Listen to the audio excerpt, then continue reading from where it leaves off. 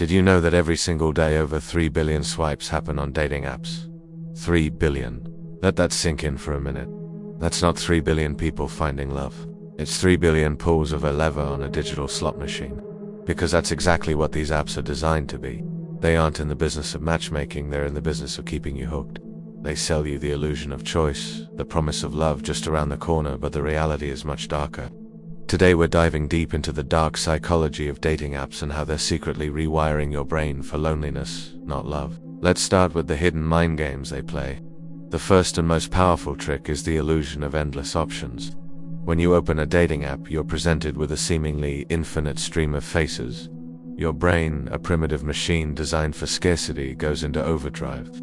It thinks, why settle for this person when someone better might be just one swipe away? This paradox of choice is paralyzing.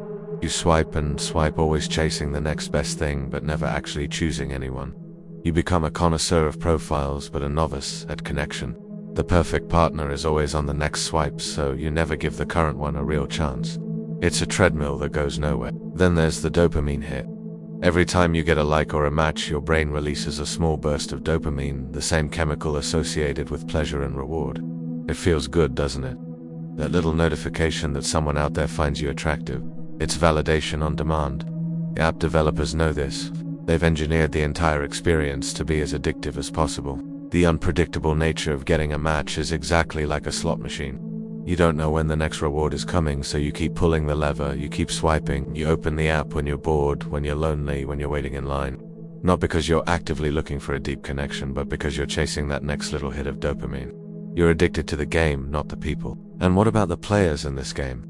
Well, it turns out a lot of them aren't even real. Studies and reports suggest that as many as 1 in 10 profiles on some platforms are fake.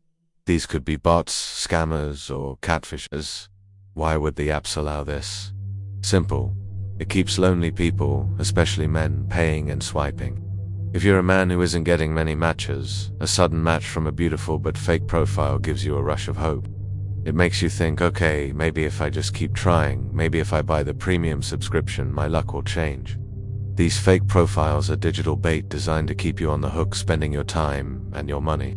They prey on your loneliness and your desire for connection. Now let's talk about the algorithm, the invisible hand that decides your dating fate. The app's algorithms are not your friends. Their goal is not to find you a soulmate. Their goal is to maximize engagement and revenue. And how do they do that? By prioritizing hotter photos. It's a simple and brutal calculation. Profiles with professionally taken or conventionally attractive photos get more visibility. They are shown to more people. This creates a feedback loop. More attractive people get more matches, which makes them feel good and keeps them on the app. Meanwhile, people with average looks get punished.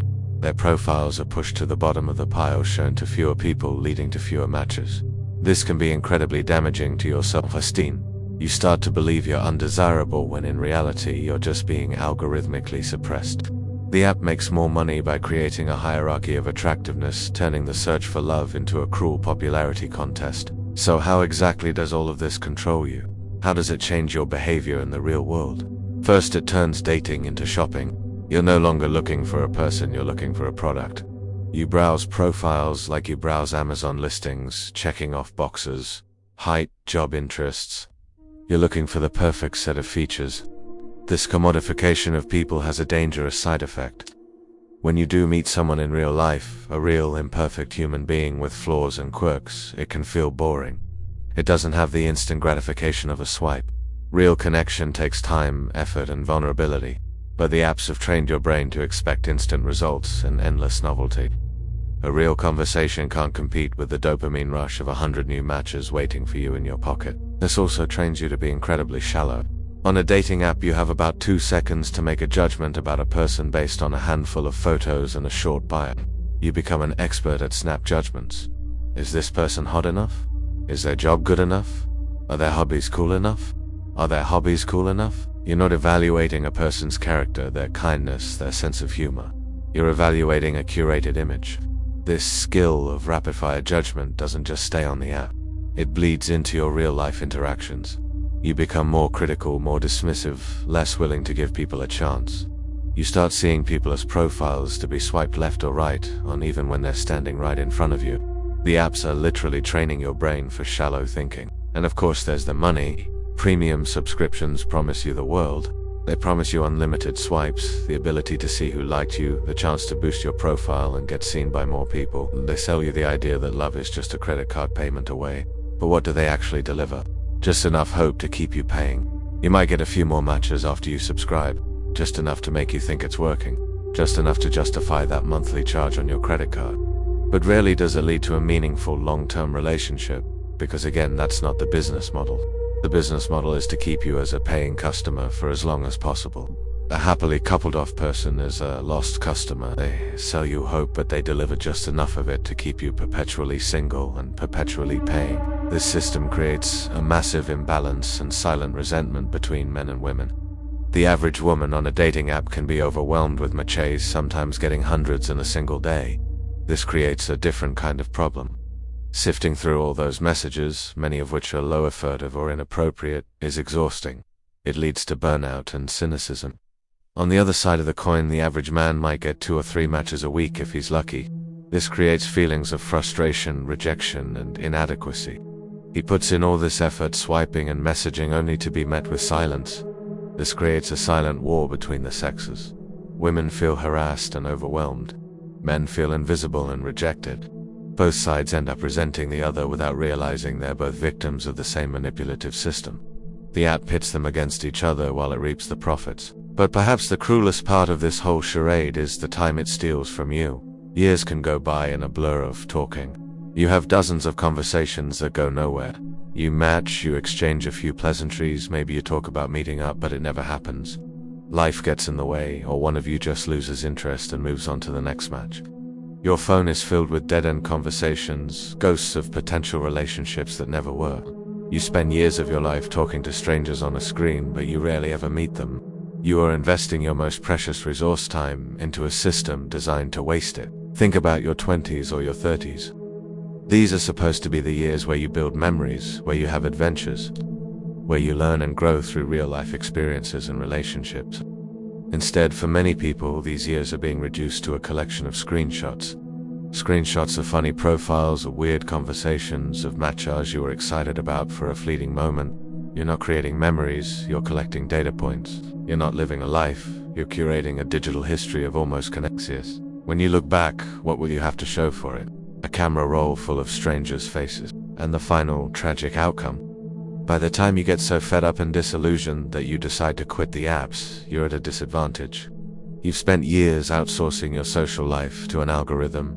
Your real-world social skills have atrophied. You don't know how to approach someone in a coffee shop. You don't know how to start a conversation at a party.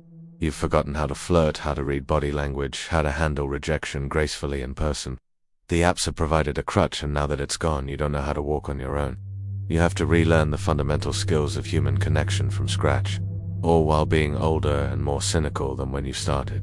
It's a truly cruel trap. So what's the takeaway from all of this? It's important to understand the game you're playing. These apps are not benevolent matchmakers. They are sophisticated businesses that have perfected the art of psychological manipulation. They prey on our deepest human need for connection and turn it into a source of profit. They don't sell you love. They sell you the feeling of almost having it. They keep you in a perpetual state of hope and striving, always reaching for something that's just out of grasp. The ultimate prize is always one more swipe, one more subscription, one more boost away. But it never quite arrives. The solution isn't necessarily to delete all the apps tomorrow, although for some people that might be the best choice. The solution is to use them with your eyes wide open. Understand the game. Don't let your self-worth be determined by your match count. Don't let the endless scroll replace real human interaction. Prioritize meeting people in person. Use the apps as a tool, a small supplement to your real-world social life, not a replacement for it. Join clubs, take classes, volunteer.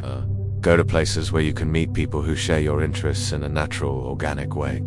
Build your confidence and your social skills in the real world.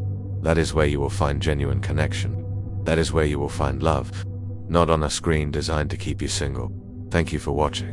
Remember to take care of your mental health and don't let the digital world define your worth. If you found this video helpful, please give it a like and subscribe for more content that helps you navigate the modern world. See you in the next one.